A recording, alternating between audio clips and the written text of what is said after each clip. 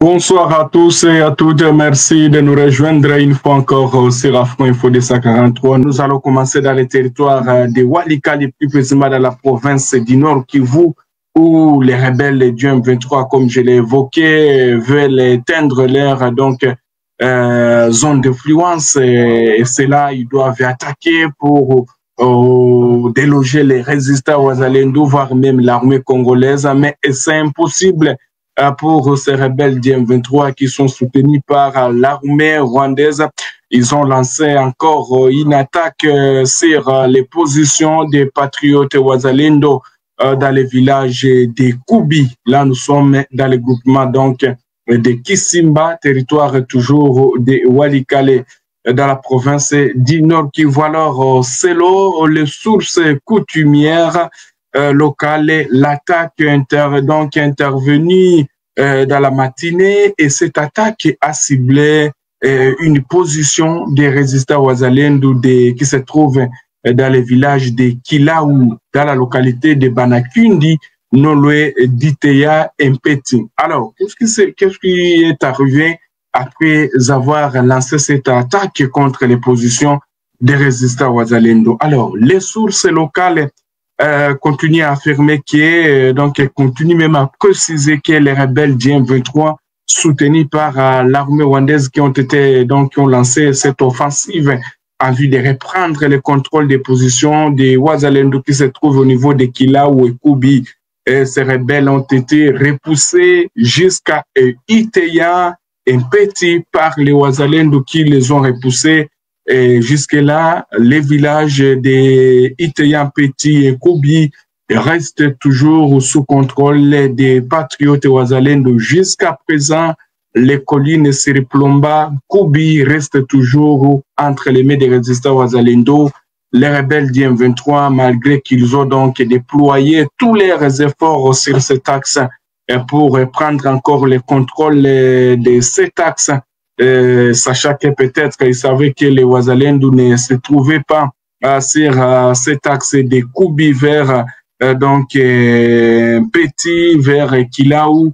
Alors, ils ont été piégés de cette manière. Les Wazalendo les ont maîtrisé cette attaque avant de les poursuivre jusqu'à leur origine. Et les combats peuvent encore être éclatés toujours dans cette zone, vu qu'il y a toujours les rebelles qui chercheraient à éteindre leur zone d'influence. Vous devez retenir que c'est mardi, toujours un calme précaire venu de s'observer. Ce soir, il y a un calme dans cette zone, mais la tension reste toujours perspective, perceptible dans cette zone. Tout peut arriver encore. Les rebelles sur ces axes chercheraient toujours à déborder les lignes de front pour se retrouver, voire même dans des grandes cités. Et vous avez retenu qu'il n'y a pas de cela où il y a toujours les cadres, la société civile, et il y a également certaines organisations qui continuent à appeler les gouvernements congolais à plus de vigilance parce que les rebelles les renforceraient dans les territoires de Walikale pour aller lancer les offensives contre un parti. Et c'est ce qui est arrivé. Ils ont encore lancé les offensives sur les positions des patriotes Wazalendo, mais toutes leurs attaques ont été anéanties par cette résistance du Wazalendo. Et pour l'instant, en tout cas, Koubi, Kilaou, Iteya reste toujours sous contrôle des résistants Wazalendo. C'est ce que nous apprenons après des sources administratives et locales de la place.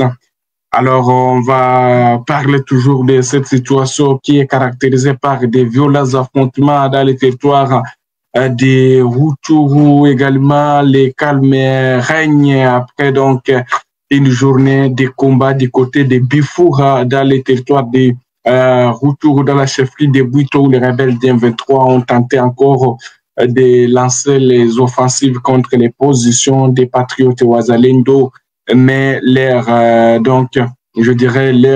attaque a été aussi repoussée par les patriotes Wazalendo, précisant un responsable de Wazalendo dans la zone. Contacté ce soir, les calmes règnent aussi du côté de Massissi, mais il y a eu donc du combat la matinée.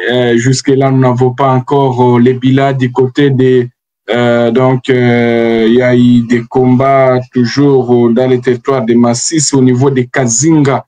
On nous signale que pour l'instant, les combats se poursuivent parce que les deux parties se sont croisées en patrouille.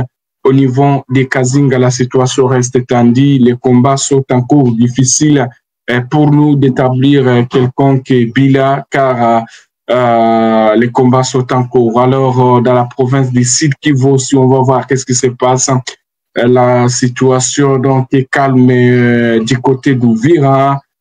Sauf qu'il y a eu donc certaines manifestations, mais le calme est revenu toujours.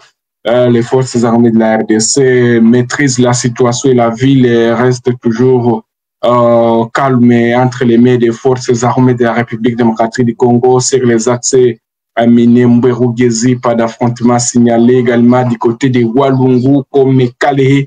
Mais la situation peut changer dans quelques heures. Hein, c'est ce qui se passe, surtout dans ce genre de combat. Chaque jour, on enregistre des combats. Voilà. Donc, c'est ce que vous devez retenir, chers téléspectateurs d'Afro-Info 243. On va un peu retourner du côté du Nord Kivu pour voir cette information qui concerne ce responsable du Wazalendo. Son nom c'est Assa Paluku Mahamba. C'est l'un des Wazalendo en province du Nord Kivu. Donc, il ne donne plus de ses nouvelles depuis 3 jours, selon une source proche de sa famille. Contacté ce mardi 2 septembre, Assa Paluku Mahamba aurait quitté son domicile après avoir reçu un appel téléphonique depuis. Alors, il est injoignable et ses proches ignorent où il se trouve ou dans quelle direction il s'est rendu. Sa famille lance un appel au service de sécurité et aux autorités compétentes afin de tout mettre en œuvre pour retrouver cet ancien point focal de la réserve armée à la défense, donc RAD en ville et de Butembo. Merci à tous nos téléspectateurs qui sont très connectés à pareil instant. Merci beaucoup. Nous sommes tellement ravis de vous retrouver parmi les nôtres. On va aborder les dossiers Constant Mutamba. Peut-être vous connaissez le sort du gens de Mutamba qui vient d'être condamné du côté de Kinshasa. Constant Mutamba qui est venu d'être condamné tout à l'heure à 3 ans de travaux forcés pour détournement. Vous devez retenir que il est aussi prononcé contre l'ancien ministre de la Justice par la Cour de cassation, l'interdiction pour 5 ans après exécution de la peine du droit de vote et du droit d'éligibilité. À part ça, il y a l'interdiction d'accès aux fonctions publiques. Vous devez retenir qu'il y a aussi privation du droit à la libération conditionnelle et à la réhabilitation. C'est ça que vous devez retenir, chers téléspectateurs, concernant les dossiers et Constant Mutamba. Merci à Free Media pour votre soutien et tous les autres téléspectateurs qui ne cessent donc de soutenir Afro-Info 243. Nous sommes ravis de vous, messieurs. Free Media pour votre soutien. Alors, vous devez retenir que la situation toujours de Mutamba, vous connaissez déjà le verdict, donc il est condamné 3 ans. On ne sait pas, peut-être ses avocats feront encore un appel. Voilà, donc d'ailleurs, ces avocats qui contestent toujours cette condamnation.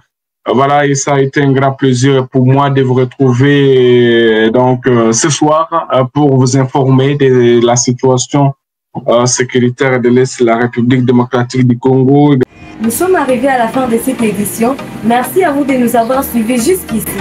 Si vous avez apprécié ces contenus, n'oubliez pas de vous abonner à notre chaîne d'activer la cloche de notification pour ne rien manquer de nos prochaines vidéos. Likez et partagez cette vidéo. On se retrouve très prochainement. À bientôt.